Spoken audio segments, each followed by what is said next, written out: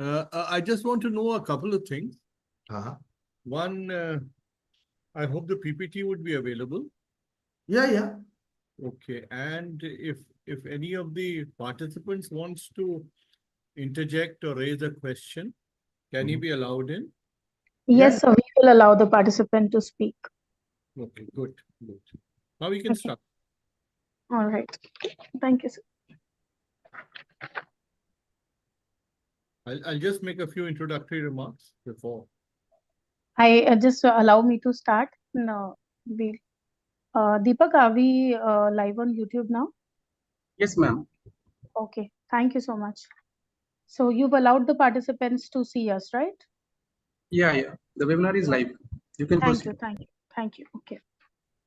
So a very good morning to everyone present here. Thank you for joining us today. I am Vatsala Khare from the Startup Incubation and Innovation Center, IIT Kanpur. It is a great honor to welcome all of you to this insightful session on corporate governance and ethics. Today, we are privileged to have with us Sri Saurabh Chandraji, a distinguished leader whose career has been marked by exemplary service and contributions to India's public and private sectors. Sri Saurabh Chandra has served as the Secretary of Ministry of Petroleum and Natural Gas, where his strategic vision and leadership played a pivotal role in shaping India's energy policies and initiatives. With decades of experience in governance, policy making, and administration, he has been instrumental in driving reforms and ensuring transparency and accountability in the sector. His illustrious career also includes significant roles in various government departments and organizations where he has consistently advocated for ethical practices and robust governance frameworks. Sir's insights and expertise are highly respected, making him a sought after speaker and advisor in matters of corporate governance. Today, Sir will share his invaluable perspectives on the critical importance of corporate governance and ethics, drawing from his extensive experience and deep understanding of the complexities involved in it. His session promises to be both enlightening and inspiring, providing with us the knowledge and tools needed to navigate the ever evolving landscape of corporate governance. It is also my distinct pleasure to introduce Professor Amitabh Bandyopadhyay, a visionary leader and the co-PIC of our incubator at IIT Kanpur. Sir also heads the Department of Biological Sciences and Bioengineering at IIT Kanpur. As a mentor, educator, and catalyst for change, he has guided numerous startups from inception to success, bringing together academia, industry, and government to create a thriving environment for innovation. His contributions have not only propelled IIT Kanpur to the forefront of technological advancement, but also have a profound impact on the broader and entrepreneurial landscape. Now, I'll request Professor Amitabh Bandyopadhyay to please welcome Saurabh Chandraji and set the motivation for this session. Yeah, thanks, Vatsala. Thank you, Mr. Chandra, for taking time out to be in this webinar. I know that you maintain a very busy schedule. Just for the audience, let me narrate a couple of things. Today in the newspaper, I read that Paytm did not it deducted the TDS from their employees, but did not deposit those to the government exchequer. This may land some people in jail and the harassment of their employees. And it's a pretty serious offense. And, how they reached here can be easily traced back to really bad management practices. In 2013, when I came into SIIC and started actively working with it, we had a startup in the farm to plate sector that was perhaps doing even better than Dehat in those days. It was listed in the 30 under 30 by Forbes and all of that. And I know very closely what happened after that. The founders were about to be sent to jail because of serious financial bungling. In my 11 years with the incubation ecosystem of IIT Kanpur, the only companies that failed, either the innovator was not interested, very few, majority failed because they had some serious issues with their team management, business management, financial management, etc. The companies that I still mentor closely, they know that the first thing I advise them to do is to hire like seasoned professionals to look after the finances and the compliances. Because if you fault there, no matter how good your product is, your business will not be successful.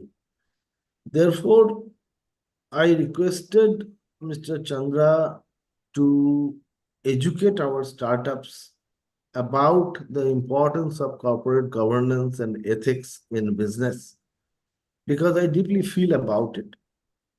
And it is, like a generosity of Mr. Chandra that he agreed to give us his valuable time and to be a speaker of this webinar.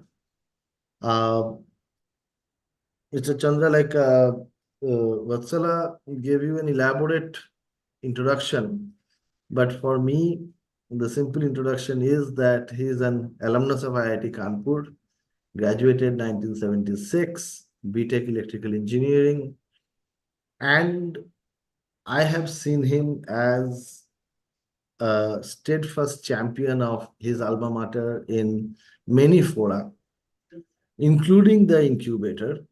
And we are enormously grateful to Mr. Chandra for whatever he has done for IIT Kanpur, continuing to do, and for sparing his time today.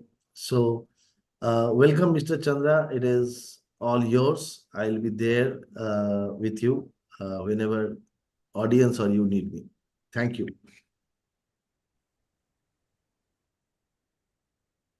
Thank you, Professor Bandyopadhyay. Thank you, Vatsala, for the very kind words. Good morning, everyone. I'm happy to be here. What I propose to share is what I have learned and I'm still learning across having served as a member of the board for over 20 companies, in the government ex officio as an independent director. And it's just learning. Ideally, this should have been one-to-one, because I like these sessions to be interactive. So I don't mind being stopped at any point, any interjections, any clarifications. I'll try to answer to the best of my ability. But since you are hands-on, probably there's something for me to learn as well. I'm going to speak in English, but if somebody is comfortable in Hindi, I'm okay with that. I'll answer you in Hindi also. Now, what I propose to do over the next 40 minutes or an hour is that there's a small presentation, and I believe in a presentation which is ideally 7 by 7 by 7. 7 slides, a max of 7 bullet points to a slide, and a max of 7 words to a slide. Okay, because I think that is what sells. Otherwise, people forget when you write essays on these slides. And that's a lesson for you, because when you go and interact with your, let's say, people from where you want to raise funds or the top government officials, please make it short and sweet. Because nobody really has the time to go through 50 slides and read long prose on it. So I'll request Vatsala to share the screen with the first slide.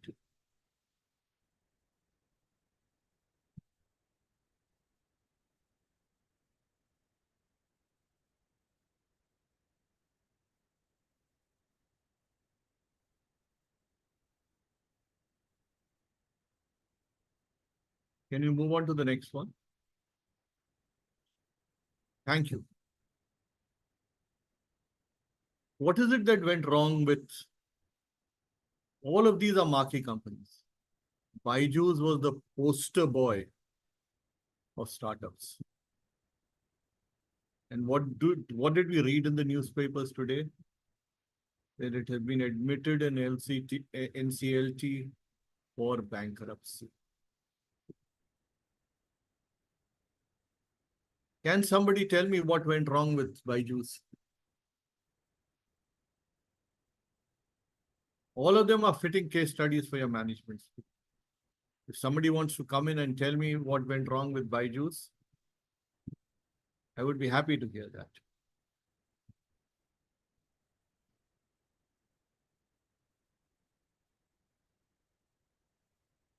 Anyway, I'll tell you what went wrong. Now, there are certain manifest signs. And the first one is when their accounts are not published on time. They have top rate investors on their board. And yet the accounts are delayed. I mean, my interpretation, not everybody would agree with it, is that this was deliberate. I'll come to it later. The obsession with valuation, growth is what troubles you. They took on toxic debt. You can't fund BCCI sponsorship with debt. It makes no sense. There are no returns. What does its investor called Process NV say? Executive leadership regularly disregarded advice and recommendations related to strategic, operational, legal, and corporate governance matters. Its founder, Divya Gokul accepted that there were governance failures. A company which was valued at $22 billion. Today, we don't know what its valuation is, positive or negative. The people who came in at $22 billion, the kind of money they've lost. What is the reputation that would flow from that? At the core of all these companies that I've listed there are 6 of them. The issues are governance. What happened in BharatPe? Misappropriation of funds, fake invoices. What happened in Go Mechanics? Books cooked up, overinflated numbers, siphoning of funds. They were booked for fraud, liability for criminal action, forging documents, cheating and falsification of reports. Mojocare, financial irregularities, inflated sales, overstated revenues, and they had a business model which is not sustainable. Zilingo, it was operational between 2015 and 2020. Bad business model, opaque practices. And when you have losses which are multiple times of revenue, you can be certain that the end is close. And lastly, let's look at infra market. Undisclosed income,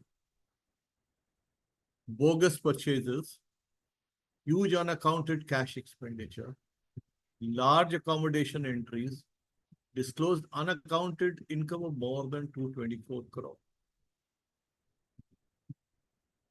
So at the core of all these things are governance issues. When I come to governance, I'll tell you that governance is much more than compliance. So if there are any questions on this, I would be happy to take them, or I'll move to the next slide. Deepak, please promote Ankit to the panelist. Ankit Rai.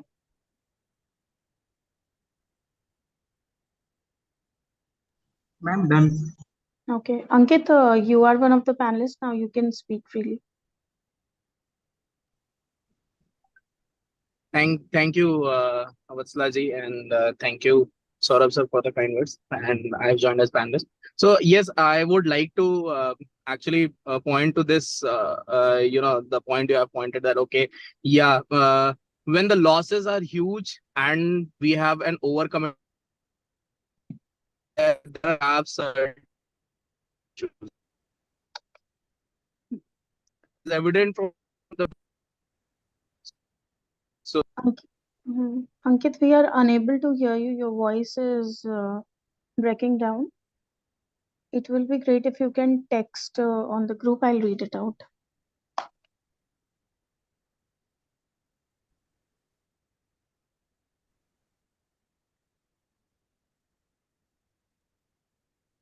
I could text it. Yes.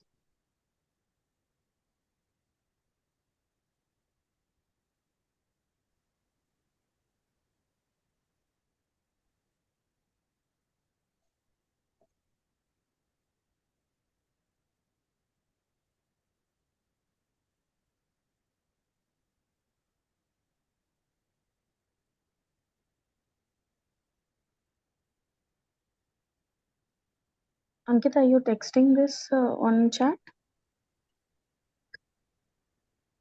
Actually, you can text Yeah, it, and we'll move on to the next slide, sure, sir. Yes, I'll do this. and we'll come back to it. Sure.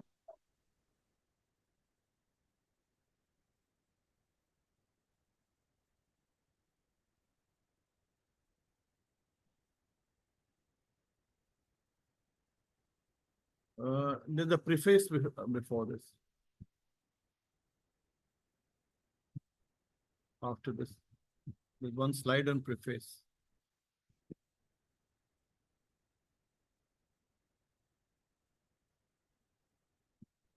The slide missing.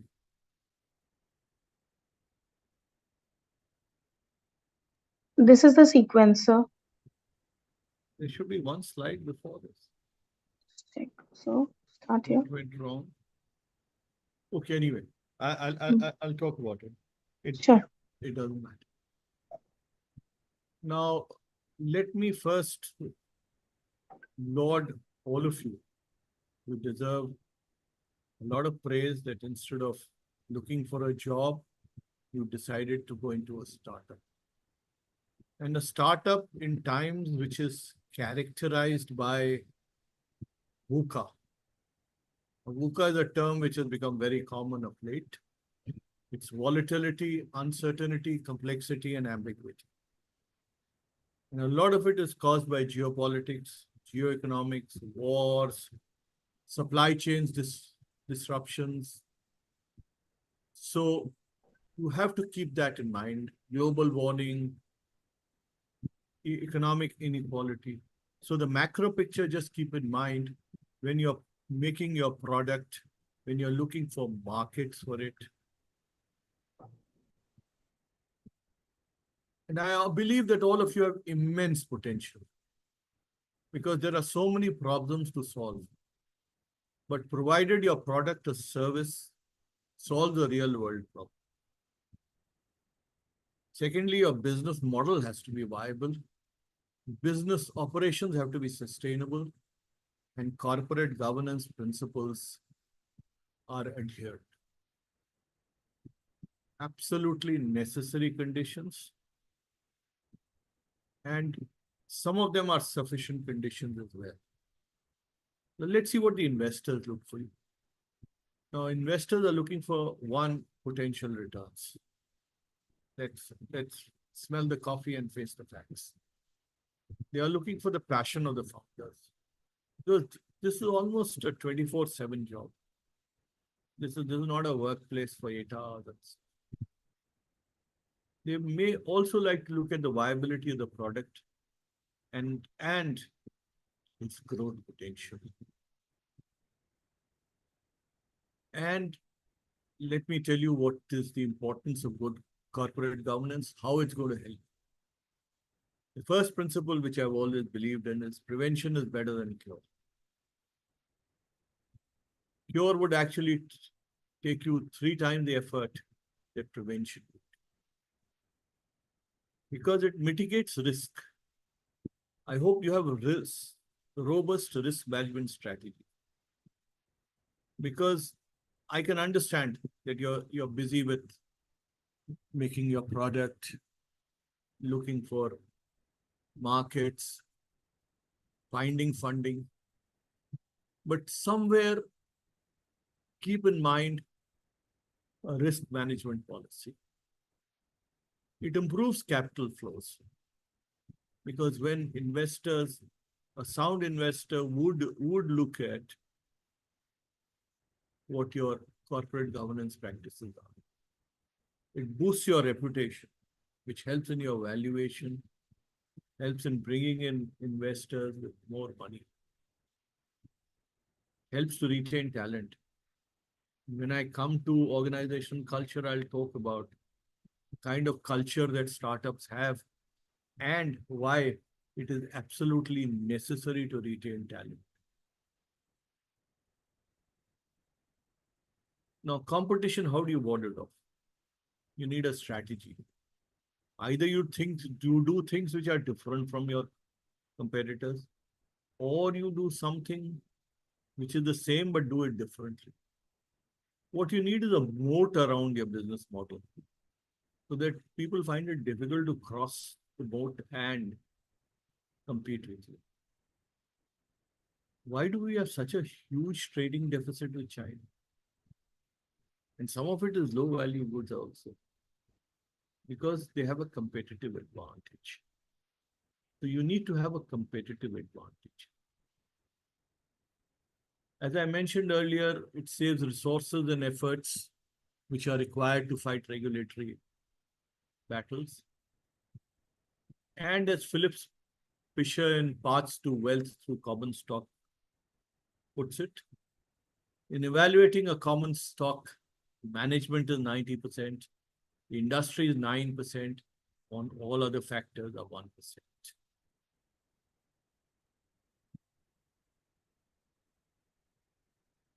So this is what I have to say on the preface, an introduction to the whole exercise. Vatsala, should we take the questions now or should we take them later if they have any on it?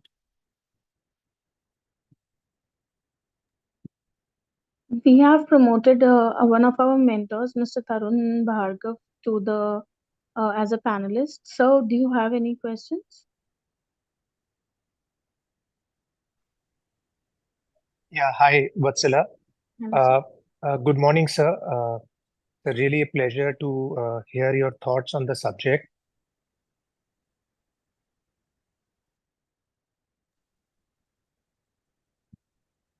Yeah, thanks, Vatsala. Am I audible? Now you are. Yeah.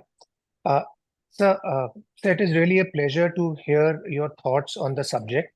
I mean, I have worked in different corporates as a CFO for many years. And I mean, this is something which is hopefully, I mean, I really, I mean, I can appreciate and I totally agree with whatever that you have said. So my just one question for you, and it's more like, where you can probably elaborate for the benefit of startups. I'm assuming that most of the startup founders here are early stage, you know. So, when you are struggling to trying to build a product, and when you are literally I mean, in an ocean, vast ocean, you're trying to stay afloat, whether it is trying to get some 10-20 lakh rupees, or trying to figure out what is the potential market, and what could be the sales, etc., very, very early stages. So, sir, any tips that you may have in terms of, I mean, the basics of governance and ethical way of working which people can practice? And I do understand that, the culture, your belief systems, they are all sort of interlinked. So maybe, I mean, maybe if something that you may want to state now, or maybe you'll cover during the presentation as we go along. Some of it I'll cover, but what I can answer is one, look for a mentor who has experience in governance. A. B, on your board, try to get an independent director. Now, there are all kinds of independent directors. I mean, that's what my experience is. Because for the last almost 9 years, I'm seeing the private sector also. But these are the people who can perhaps guide you. A CEO is required to do 3 things. One is to manage his own organization. And this is a part of it. The second thing is to have a vision for the organization, and for startups, it's the product, it's the market, it's the investors. And 3, manage the external environment. Now, corporate governance and the external environment are linked. And no CEO, you've been a CFO, you would know that can actually manage all 3. You can at best manage 2. So 2 preliminary replies, but as we go along, I'll try to cover a little more of this. And but for the time being, I'll stop at this and I'll move on to the next topic, if it's okay. Yes, sir, please. Now, the question is, where does good governance start? And it's a favorite quote of mine from the Upanishads. You are what your deepest driving desire is. As is your desire, so is your intent. As is your intent, so is your will. As is your will, so is your deed. As is your deed, so is your destiny. Remember this. It's applicable to all walks of life, including corporate governance. Now we come to the founders. You see, corporate governance has to be in the minds of the founders. Somewhere at the back of their mind, they must say that we believe in corporate governance. Corporate governance is compliance plus. That plus is ethics. Therefore, we are talking about ethics as well. And if the founders do not see merit in it, it will not happen. 2, as mentioned earlier by Mr. Bhargav, founders need to have a clear understanding of the basic principles of good governance. And they have to be committed to the basic principles. That is an enabling condition, a necessary condition. Now, coming to the investors. What is the intent of the investors? Growth at any cost? Indulging in the growth valuation game?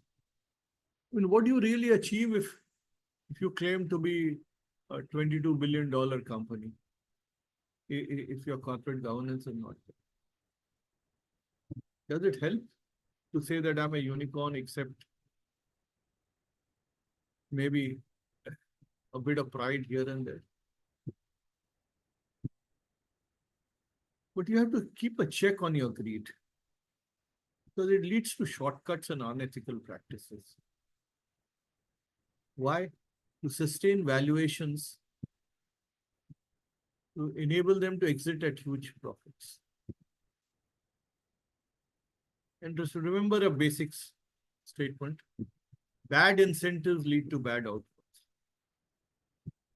If your incentive is growth valuation, it's a very basic principle of corporate governance that I believe. Top line is vanity. Bottom line is sanity. And only cash in the books is a reality. If you don't have cash, you're gone.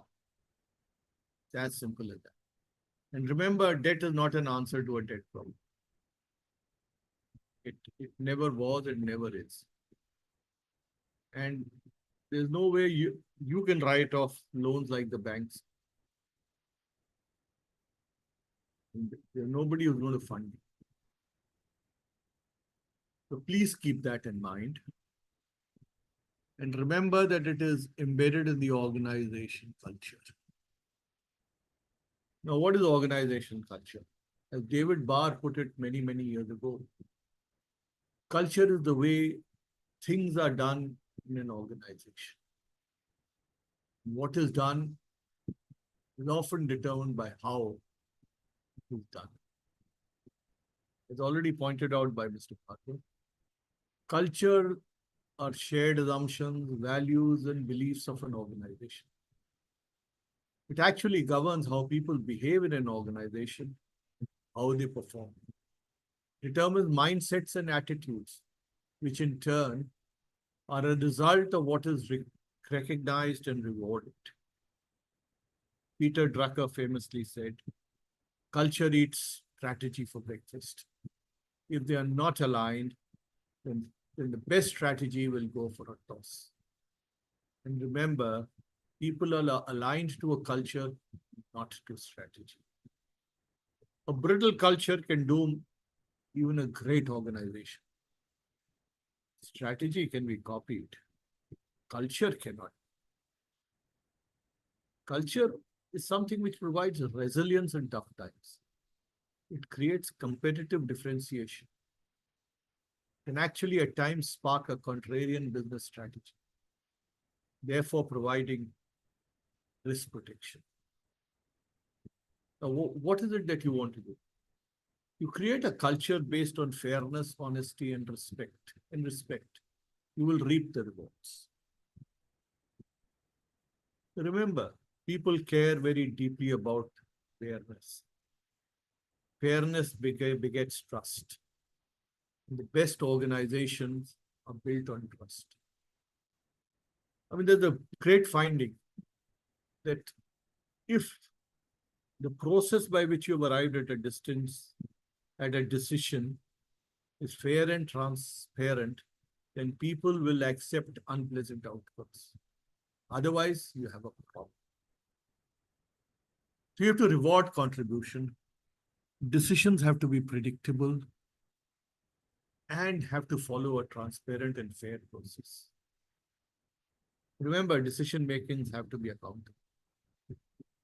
Due process, it's not there in the Constitution of India, but has been brought in by the Supreme Court based on the American law, is the bedrock of function. These elements determine corporate governance. There's another very interesting saying which says people naturally gravitate toward behavior that is consistently rewarded. And the greatest management principle is a book on it, which says the thing that gets rewarded gets done. Now, what are the elements of culture? You have systems, which is hiring. How do you hire people? How are they appraised? How are they promoted? How are goals set? How is strategy formulated? Is it collaborative? How do you develop people? How do you reward people? How do you express values? Then we come to practices. How are decisions made? How are meetings held? How are company events held? Is the company run by a Rotary? Is the top management open to the feedback process? And behavior. Remember, the tone is set from the top. How do leaders behave? Do they practice what they preach? Do they display leadership qualities? And leadership is all about taking risks for a higher purpose. Do they duck difficult decisions? How do they respond to bad news?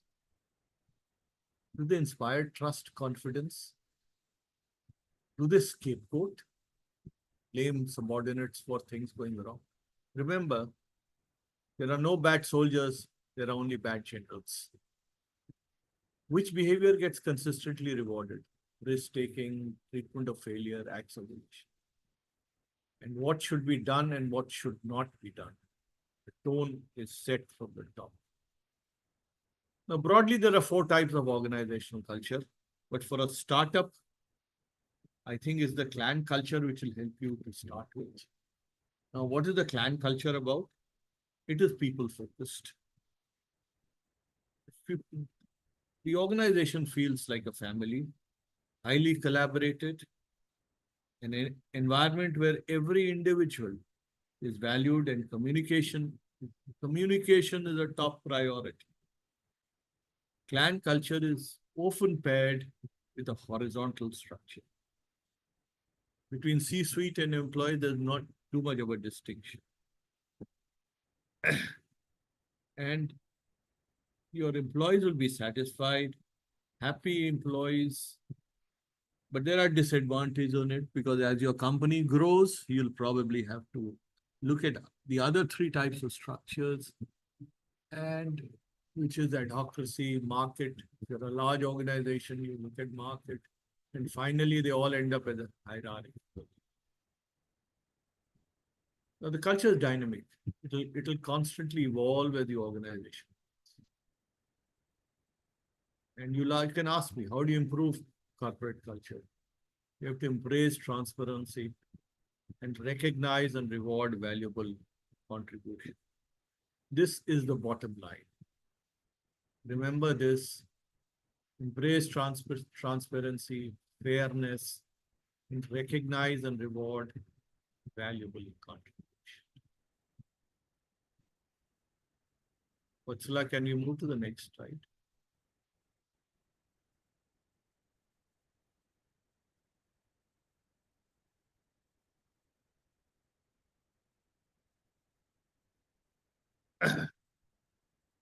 Now, what are the principles of good governance? As I had mentioned earlier, good governance is compliance plus, most importantly, ethics.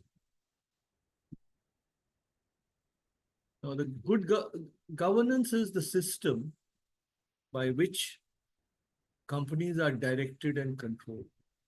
This is a part of the Cadbury report, which was submitted in 1992, and it still holds good. What are its general principles? Right and equitable treatment of shareholders. Number 1. Number 2, you have legal obligations towards non-shareholder stakeholders. There are many stakeholders. Your employees are one, your customers are one, your vendors are one. So what are your legal obligations and how well you meet?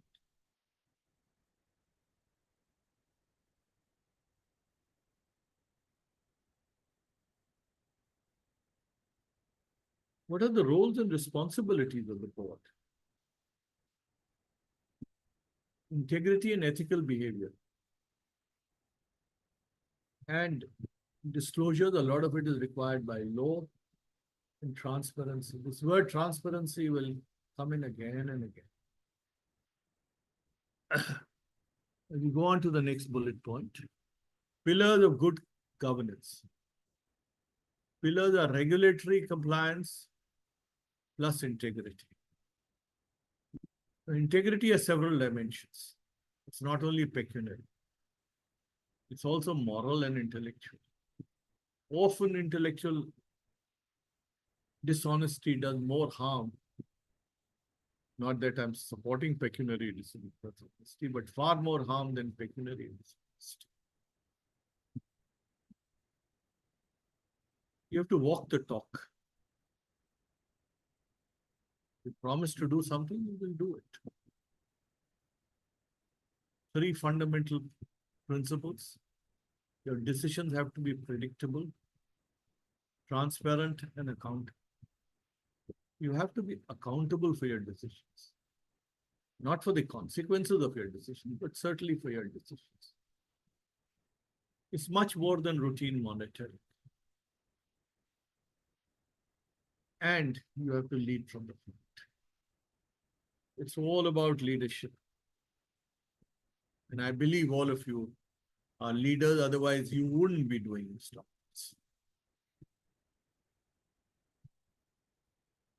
And to add to what I'd mentioned earlier about a mentor and an independent director, you know who gives you the best advice? The best advice is given by a well-wisher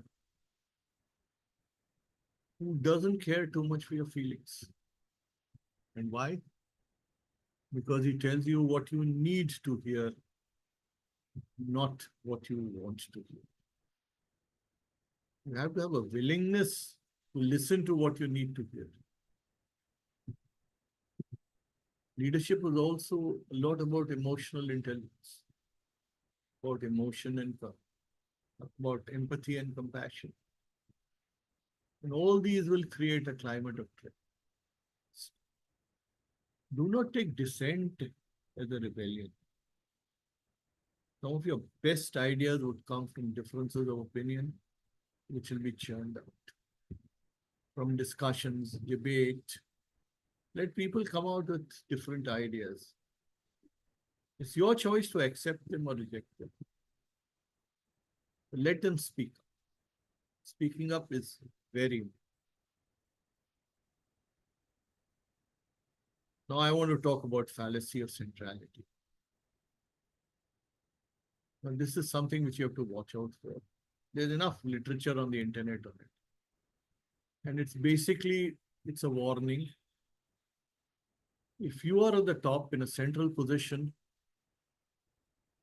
it's actually a cognitive problem. You presume that if something serious is happening, you would know about it. And you believe that, well, one is in a central position, so you know everything necessary to exercise effective leadership and run the organization. And its corollary, since you do not know about it, it will not happen.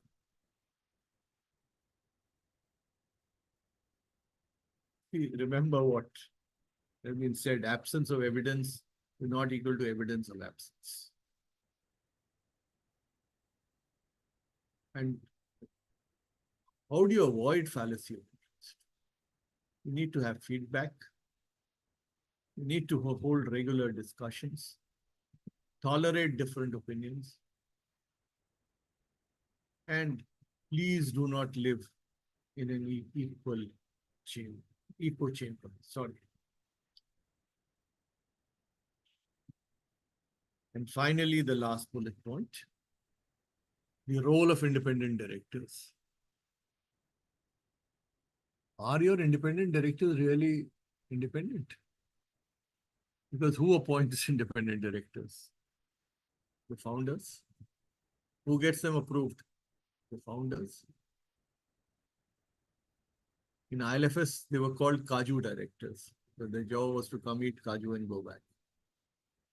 So somebody called it pets on board.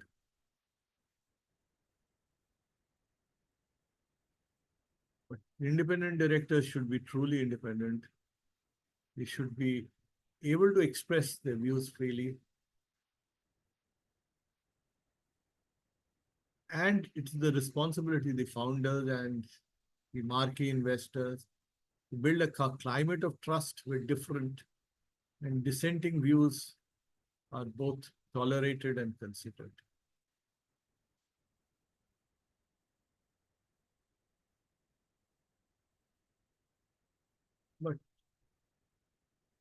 where will you get such independent directors? And that becomes critical. And so get independent directors who are truly independent. I'm just reiterating that. Yes. If there are any questions, I could stop at this point, or I'll move on to the role of the boards. Hi, Saurabh sir. Sorry, I couldn't make myself clear earlier. But I wanted to touch base on your original point of appropriation of funds. If it's okay, I can elaborate one of my question from the lens of an early stage startup. Go ahead. Right. Yeah. So you were perfectly clear around the idea that most of the corporate governance labs starts from how we appropriate our funds. Like for example, we ourselves are a technology-based startup. We have got a couple of grants from different government organizations like DST and others. But in some of the grants, we know that, okay, that objectives of these grants will be, some sort of long-term approach. It can be only achieved by some sort of long-term approach, let's say in 3-4 years of time. But before that, if I need to survive, I need to achieve some sort of shorter term goals. Okay. Let's say, then how do we manage our funds, our grants, and the expectations of different stakeholders so that we can also, not only channelize some of the efforts and money into short-term goals, but also keep in line with the longer-term objectives of these stakeholders? How do we do that? Can you elaborate on what your short-term goals are?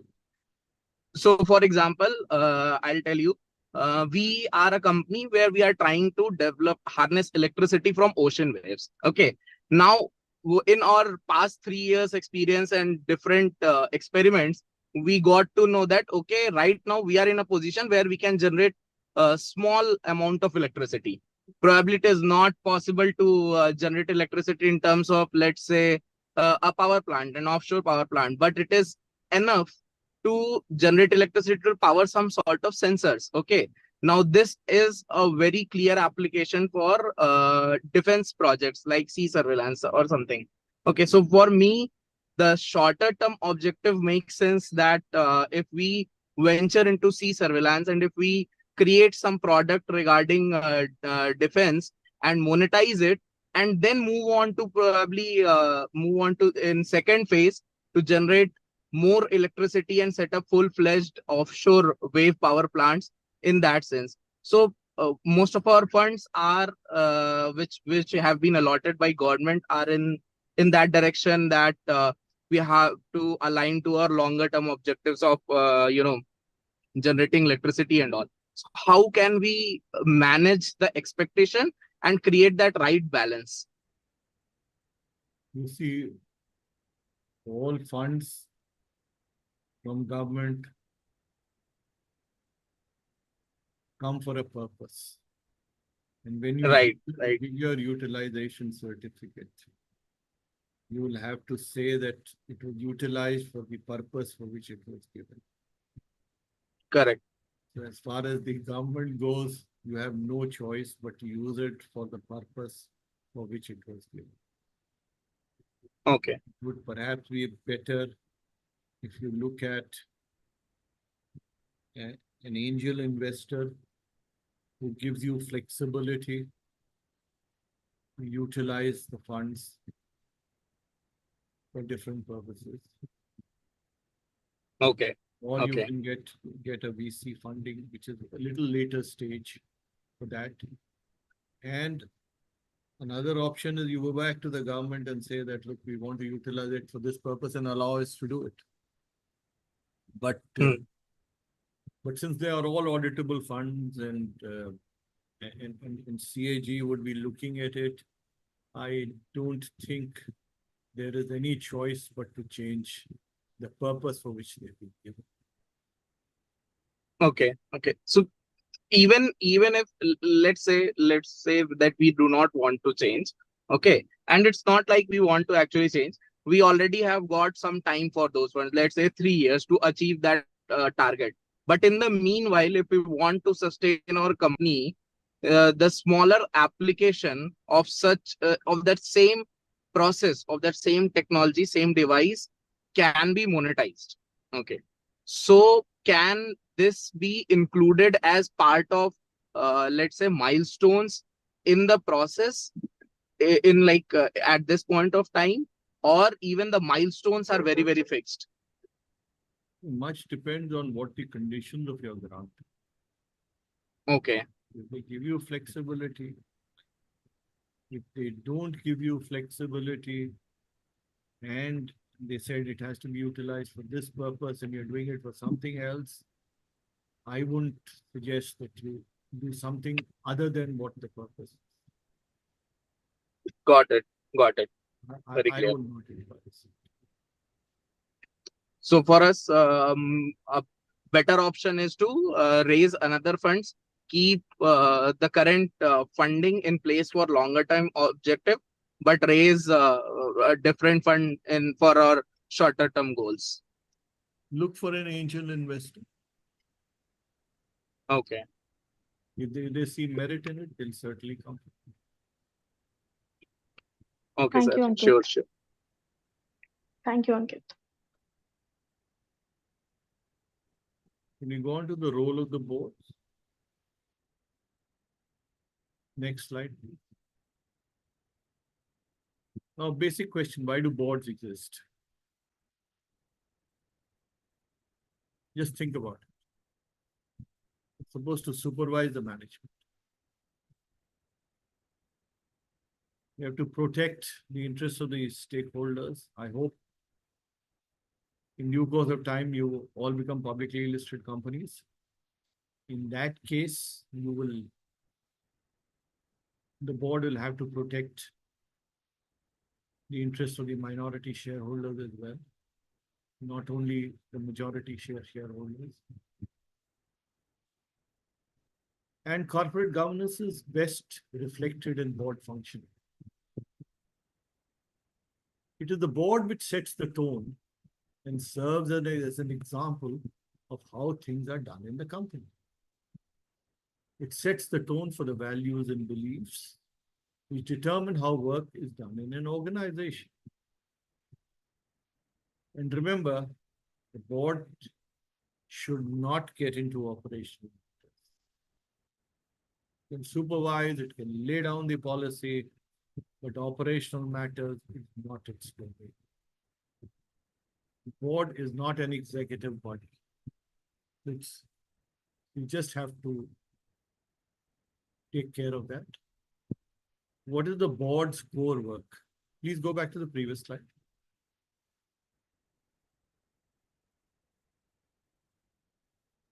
Role of the boards, yeah. Boards, what is the core work of the board? It is to ensure accountability, review strategy and performance, think collectively, and take the best decision in the circumstances, spot and solve problems. As I look at it, this is what I would practice. What are your boards supposed to bring on the table? Oversight, yes. Foresight, look ahead. And insight based on their experiences, based on their knowledge, and where do boards get their power from? These are linked. What do boards bring on the table and source of power? There's a formal authority, there is an expertise, there are ideas. And that is why you have boards. Boards are not an ego chamber. Board meetings are not supposed to be 10-minute board. Discuss, debate. That is what boards are. And there are different types of boards. What is the kind of board that You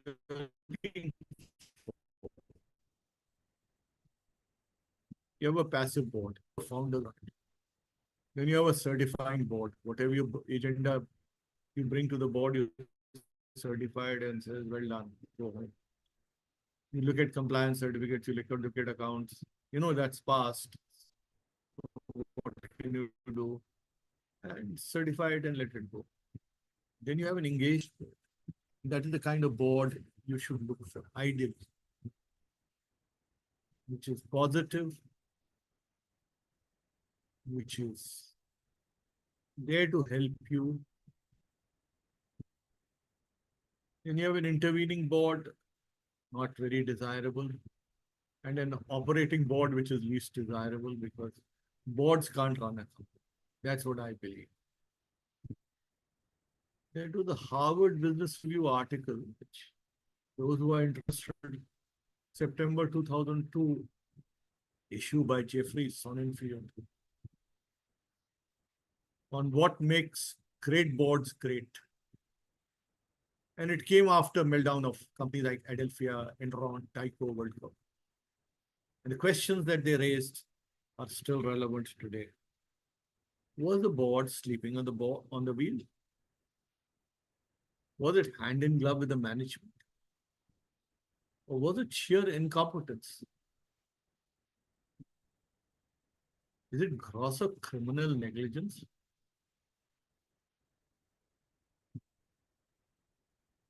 And when you look at the boards, there's nothing really different. It set them apart from well-managed companies. We come back to the same issue of intent. The intent of the board is what determines what kind of effort they are willing to put in to stay on the board, etc. Remember that structural changes are no remedy for failure of government. That is the lesson that was given.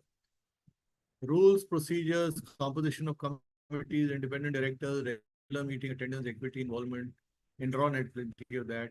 Age of board members were all in their favor.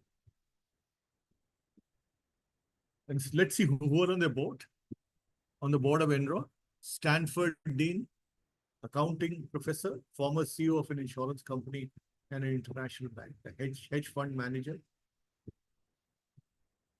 There was a prominent Asian financier, an economist who was the former head of US government's commodity futures trading commission. This is the kind of board that Enron had when it went under. So what is it that makes boards successful? It's due to being robust, effective social system.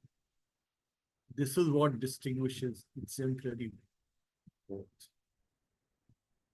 And what is a robust, effective social system? It is based on a virtuous cycle of respect, trust, and candor. An effective team. It is willing to share difficult information. It's more chemistry rather than physics. They're not afraid to challenge one another's assumptions and beliefs. Dissent is not treated as disloyalty.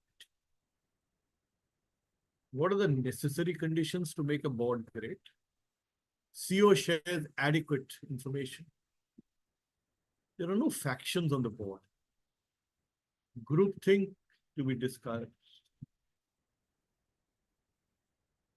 Highest performing companies, remember, treat dissent as an obligation and treat no subject as undiscussable. Also, performance evaluation is a tricky subject because it is individuals which make the company, and therefore individual accountability is very important. If there are any questions, I could stop here or I could move on to the next slide, which is on ethics. Yes, we have Mr. Praveen Kumar raising hand. Praveenji, please have a question.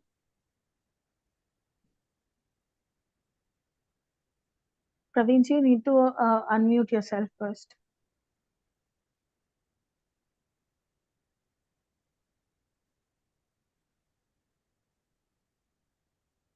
Okay. Does anyone else have any questions? Please raise your hand.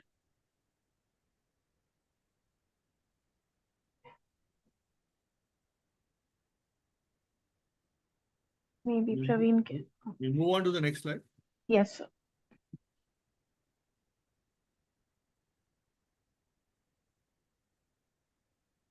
Basics of ethics. Because we are supposed to talk on ethics as well. Now, ethics is fundamental, it is non-negotiable.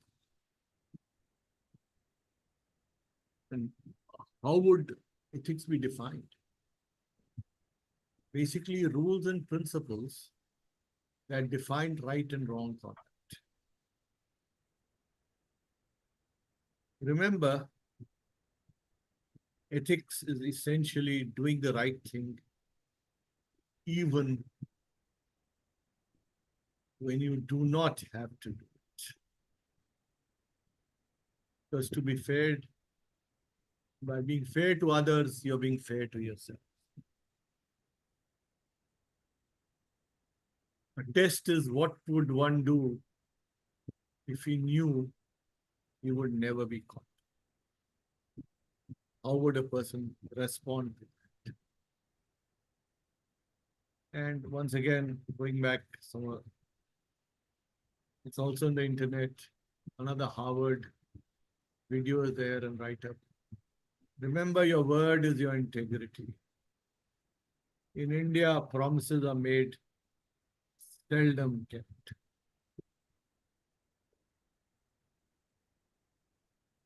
I know you can't always keep your word. When you can't, go back, say, I'm sorry, I couldn't do it because of this reason. And can I make amends? And this is perhaps more important than any legal contract. The theory of justice is an essential part of ethics. Hello. And what does the theory of justice say? Organizational rules are enforced fairly and impartially. All stakeholders are treated fairly. Now, as I had mentioned earlier, people accept unpleasant outcomes if they believe that the process to arrive at them was fair and impartial. All organizations need to have a code of ethics at some stage. The earlier you do it, better it is. It is a formal statement of an organization's primary values and ethical rules. It expects its founders, directors,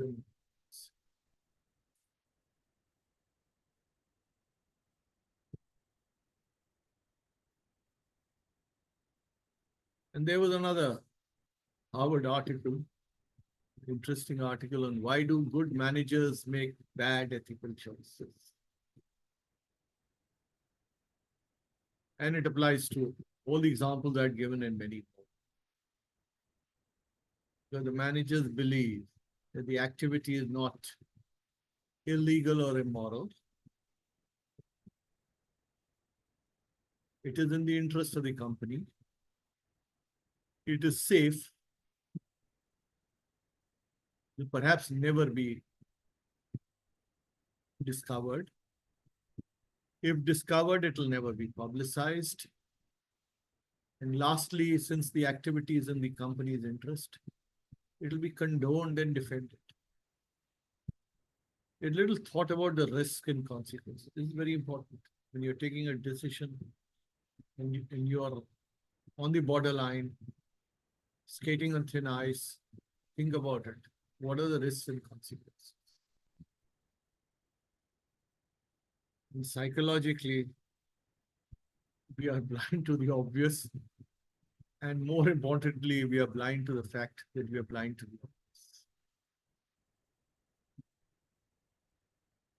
It's done because you want to avoid failure, maintain reputation, or trounce competition. I mean, it's basic thinking. The economic crimes cannot be judged by the emotions of victims. There is no connect lack of empathy, pain not felt, and in any case, economic crimes are discovered with a timeline much after it's been committed. So that makes you believe that it is a safe. It's not. The consequences will come to bite you one day or the other. Next slide. This is the last slide.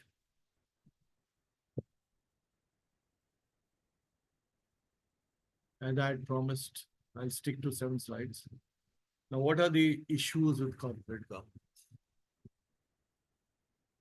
From the example that I quoted, generalizing from that, the faulty reporting, and you have to be aware of it, you have to be careful about it, siphoning of funds, taking on toxic debt. Debt is easy, taking it on easy, repayment is very difficult. Please don't stretch your limits. Getting carried away by hype. The valuation is $10 billion. Your bottom line is negative. I mean, there are n number of examples I can give. Where the losses are multiple times of the revenue. But hype will not get you anywhere. Hype in any case is transitory. It will go. It will vanish. Some in a short time, some in a long time. And most importantly, lacks of checks and balances.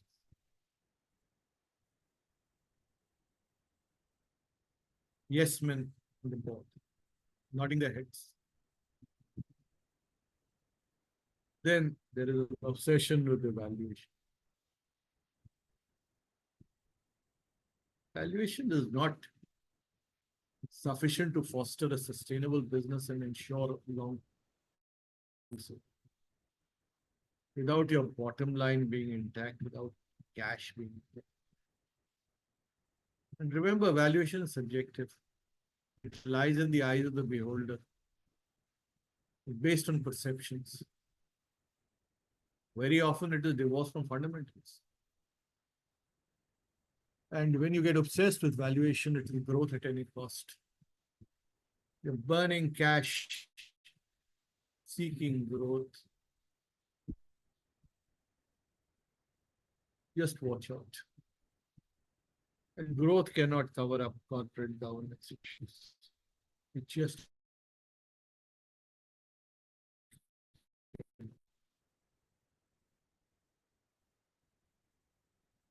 now, why is it governance is an enabler? It takes time to show the results. It's a long term. In the initial phases, it is not a priority. Startups are struggling to develop a product, market it, raise funds.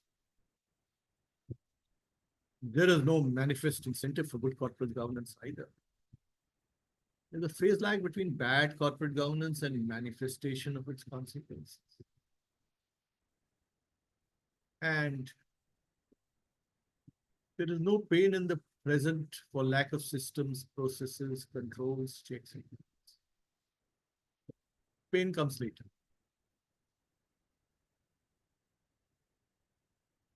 The very important point is sustainability possible without profitability? My categorical answer is no. Cash is king. Just to reiterate so that it sinks in. Top line is vanity, bottom line is sanity, cash in the bank is the real. Now there are two approaches. The venture capital approach and the private equity approach. They differ in the appetite for risk. There's very often a trade-off between risk and profit. And add to it, there's a trade-off between risk and return. Now, which approach do you want to go in for? Growth and valuation versus growth and cash generation? You want to be more like a VC or you want like a private equity? The choice is entirely yours. I leave it to you to consider this. Thank you. That's all with my presentation. We still have about 15 minutes left. We could take questions if you want.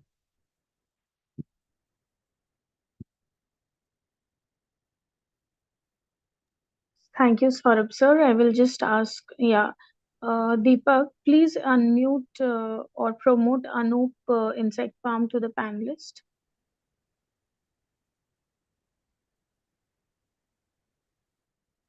Yes, Hello, Anup. good afternoon, sir. How are you? Hello? Am I Yes, audible? Anup, you are Fine, audible. Yes, please. Yes. Thank you for the wonderful presentation. So I have one question, sir. If we are actually going for a government contract, how best for us? Anup, just a second. You were not clearly audible.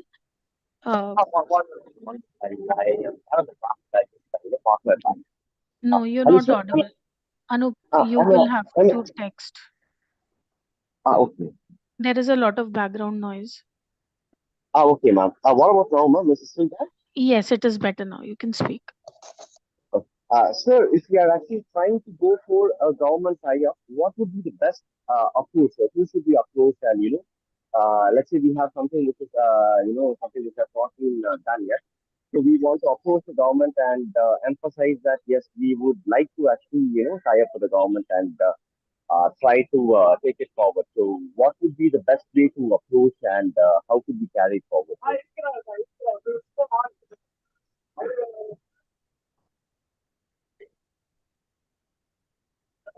Do you want to bid for a government contract? Is it? Not for the government contract itself. Well, let's say for instance we are involved in waste management. So we had a tie up with the government itself. I can't hear But- him. Mm, What exactly? do you- Anup, just microphone थोड़ा सा दूर रख के बात कीजिए, please.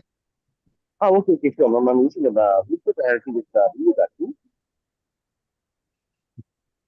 Anup, So is it audible now? yes, now you speak. Yes. So what we have done is we had a tie-up with the government, but it was just a local municipality. Now, let's say, for instance, we are actually working with the waste management. So, what we have actually seen is the commission rate actually keeps on changing from year to year or from tenure to tenure. And it is still a bit of a hassle for us to actually keep on explaining ourselves. So, what would be the best way to actually tap into a market where we can actually have someone who can actually direct a certain, district head to help us out? So, should it be the local government, a local body that we actually go for, or should we go for a centralized system where we can actually approach them and they actually help us give the introductory details to someone where we can have the interaction with? Is your question that the price that you get for maize varies season to season, and you would like some security for that price? No, sir, it is not about the price, sir. It is about who should be get in touch with. Should we actually go for the head of the department, or should we go for the head of the state, or should we actually approach the central government where they can actually help us, giving us direction as to who to speak to? They help you in doing what? Let's say, sir, we are involved in waste management. So let's say we actually want to. You said what, maize? Waste No, sir, management, sir. waste management, sir. Oh, you want to do waste management? Yes, sir. So that means like we want to, collaborate with certain ULBs and see if at all we can, provide our service. We actually want them to be very open about us to find out what problems they have. And if it is something we can actually help out with, we will be offering our service or we will be doing a pilot scale for that demonstration. So what would it be the best way to approach in this kind of situation? So, and who should we approach for this? What kind of waste, man? Are you into municipal waste? Yes, sir. Municipal solid waste, Hospital but we are waste? into organic, sir. Into organic waste management. Organic. Yes, would sir. mean, Yes, sir. Exactly.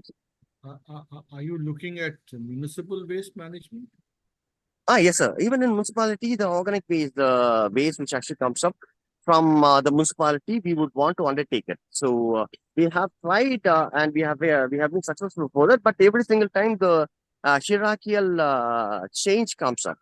So instead of going to the local body, we want to know whether we can actually approach someone at a much higher end to emphasize or present our solution to them. And if at all they are interested, we would be asking them to give us an introduction to the person at the district level. So Okay. how should we approach, or what will be the best approach that you think would actually help us out? So The contract will have to be given by the local municipal body. okay, That's how it works. The government can lay down a policy. It can reduce the regulatory compliances if you have suggestions. There would be a ministry or a department in the government which can help you with that, okay, sir. lay down the policy. But you need to have a policy paper on that. Okay. What are the problems that you're facing? What are the systems that you would like to put in place at the municipal level? Because the contract would be given by the municipal body. Yes, sir. And the payments would all come from there. Yes. So But it's, we could do something new. We did the pilot scale, sir, but to actually make sure that it can actually mature as a business or mature as a technology. Anup, just a second. You're not clearly audible. Pardon us for now. I'll connect you again with him. Okay. Sure, ma'am. Thank you. Thank you. Yeah. So, Thank you, ma'am. sir, Thank you, sir. thank you so much. So we have another question from Praveen. How do I need to plan out for the financial governance? Should it be from a CA or driven by founders?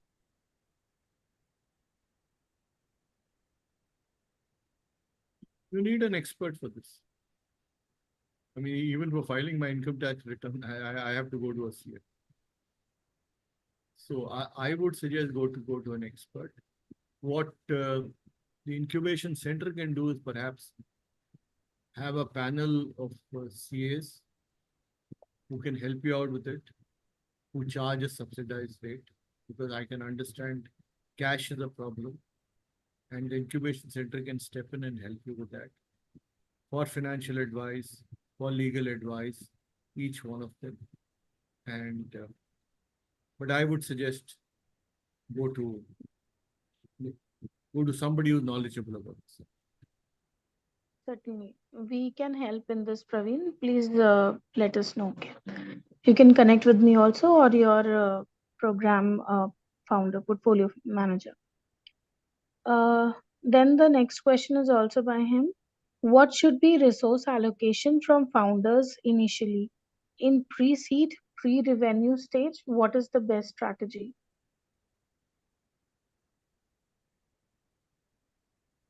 In proceed pre-revenue states or stages. Yes, sir. That would depend on what kind of project you're running and how deep your pockets are. I mean, you see, we think in generalities, but we live in specifics. So each one of them is a specific issue. Different projects will have different requirements. But I suppose no founder will really have the kind of money that's required to develop a project, market it. So you have to look for a good angel investor or a venture capitalist who sees merit in your product. Your product has to solve a real life problem. Once they see merit in it, I presume they'll fund it. I mean, if the kind of funding that Byju's got, they saw merit in it at some stage or so.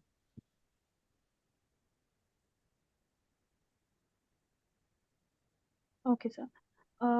Deepak, please unmute Satyanarayan from Embright and Jatin Sharma also. Hi, sir. My name is Satyanarayan. I'm CEO and co-founder of Embright. Sir, we are a 6-year-old startup company. We work in the area of deep tech mainly for social impact-based a sector like autism and learning disability. So initially, we have a vision like within founders we want a product which actually built for this community like tier 2 and tier 3 cities and then later we'll scale it up to the rest of the market as well. So we found various disputes between the founders, co-founder as well, like based on the vision. So we found that there is a value addition happening based on the feedback getting from the customer, and also we need to foster our vision based on what is the current customer feedback as well, and also how the scale up look like. So could you help us give a light on what sort of best practice that founders have to be discussed in the board based on the mission and vision based on the current progress. So we are like kind of a scaling up startup. I believe, not everybody has to agree with it, is that commercial disputes are best resolved between the two parties. Given the judicial system, commercial disputes will take a long time to sort out. The entire money will lose its value. There are appeals and delays. Therefore, I would not recommend going for it.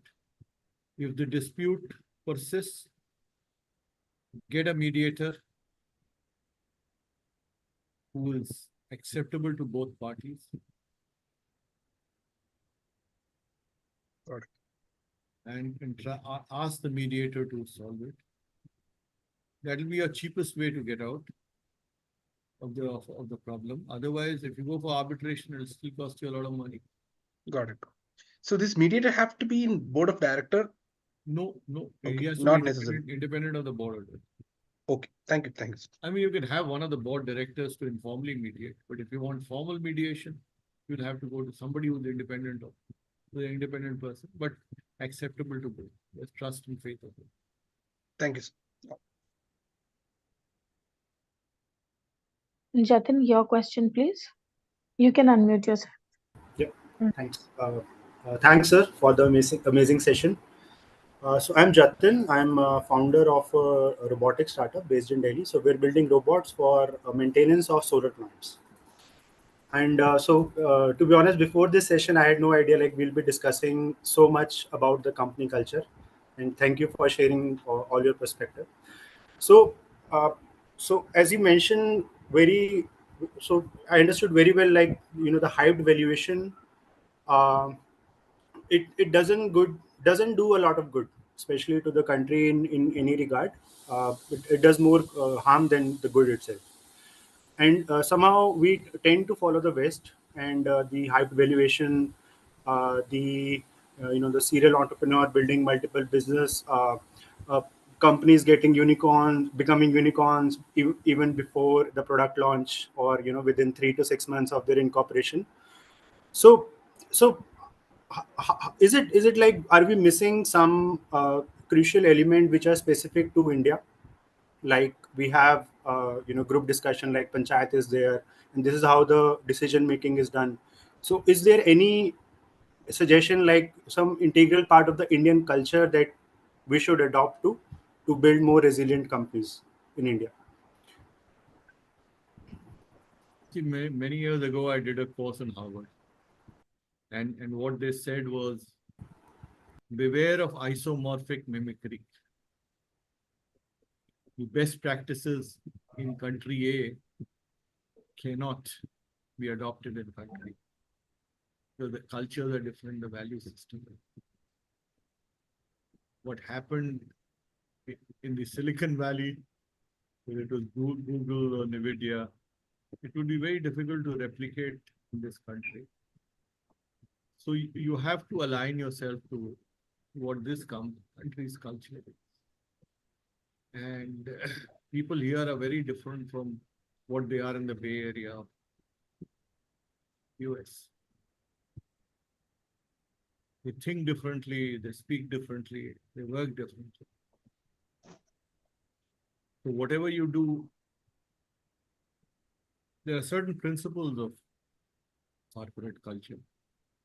Put them in place and just hope it works.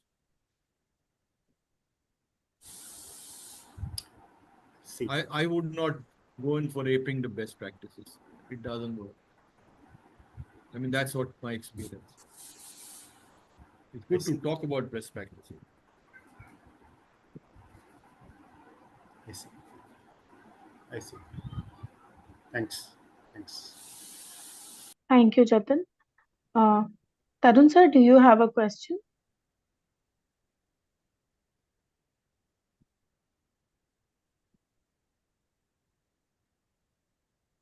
Okay, so I think he cannot hear me. Hello, Sudha ma'am. Hello. So I welcome Sudha ma'am. She is the Senior Vice President at our incubation center. She has been listening to you, sir, listening to the session also. She's leading a lot of programs at our center right now and does the portfolio management for all startups also. So Sudha ma'am, I'd request you to please give a closing remark to the session. Thank you so much, sir. I have no words because you spared such a long time for our startups, for our incubator. This was a very much needed session and a very, very important session for the startups, for the incubator, and for anyone who's actually making a startup. Ethics is something that has to be executed everywhere. So I think it was a very, very important session, and it was a session that was well received by our startups. We look forward to more such sessions. My only request is, Vatsala, we should conduct a survey with our startups, and check out what kind of subjects they want to be addressed, so that we can go to sir and see what he's comfortable with, and then let us conduct about a couple of months from now, and I hope sir agrees to that, and we have another interesting session. Thank you so much, sir, and namaste, sir. Thank you, ma'am. Thank you. Thank you, sir. Thank you, Tarun sir, for being with us. Yeah, Tarun sir, Okay. I also request you were here. Thank you so much. Tarun sir has been very helpful to our startups from past 1.5 years. He has agreed to mentor them free of any personal benefits. So Tarun sir, your remarks or any questions that you have, anything that you'd like to say for the session, a message for the startups also. Thanks, Vatsala. Sir, it was really a privilege to listen to you and your views on the subject. I'm sure it will be very, very helpful for the startups as they, continue their journey ahead. I just had one sort of you can say a question or a clarification, which probably may help the startups going forward, which is more on the ethical dilemma. You did mention, in your slide on ethics, that one needs to pursue, what is right and, have a distinction between right and wrong. Now, the right and wrong becomes it's very subjective, right? It is very personal because it depends on my beliefs, my upbringing, my experience, etc., etc. So how does one, and there may not be any one answer to it. So how does a startup in a commercial context, in a business context, go down the path of, of determining or improving his or her judgment in terms of what is right and what is wrong, whereby you really whereby you can inspire a lot of confidence with your investors, employees, and all the stakeholders. So any closing comments from your side, sir? One, do not siphon off related party transactions, for heaven's sake. those funds meant for a certain purpose, you siphon them out. I think your voice is being a little low, sir. Do not siphon out funds. Related party transactions. One. Two, no false report. Why should accounts be deleted? Makes no sense unless it's deliberate. You're hiding something. Certainly not for companies which are valued at billions of dollars.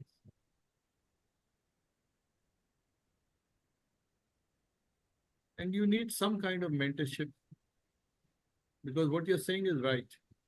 What is right today may turn out to be wrong tomorrow. You don't take decisions with hindsight. What may be wrong today may turn out to be right. I mean, this is all dynamic. So these are individual choices, but there are certain basic principles. Try to be fair and transparent. Decision making. You're fair to others, you're actually being fair to yourself. But then, as you mentioned, it's very subjective. These are individual choices. Thank you, sir. I think this was very, very helpful. I'm sure the startups would really appreciate and hopefully, practice as they go along. Thank you. Thank you, Tarun sir. Thank you, Saurabh sir, for this session. It was long due on our behalf. Thank you for all your valuable time, your kind words to the startups. And as Sudha ma'am has correctly guided me, that we will ask the startups what are the other issues that they have, and we'll share with you to gain more knowledge from your experience. Wishing all startups good luck. All of you have the potential to become a Google. That's what I believe in. Strive, strive. Thank you, everyone. Should we close the session? Yes, sir. Thank you so much. Have a good day. Thank you. Thank you, sir. Thank you, Tarun sir. Thank you, everyone, you. for joining us. Have a good day, everyone. The recording will be available on our YouTube handle of the incubator.